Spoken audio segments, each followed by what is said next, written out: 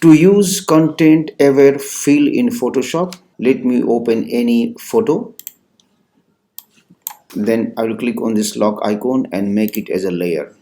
Now you can use content aware fill to remove this object from an image.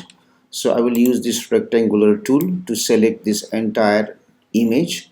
You can use any other tool that you want. After that, go to edit and click on this option content aware fill. After that, click on OK. Now you can see the image is removed. But suppose if I try another image like this one, let me click on this lock and make it as a layer. And if I try to remove this button from here, let me select the button, go to edit, go to content aware fill, and then click on OK.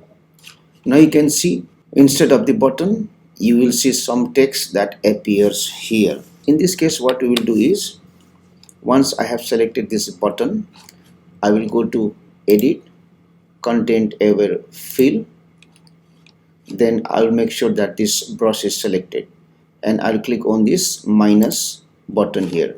Then I will select all those text which I don't want to appear here.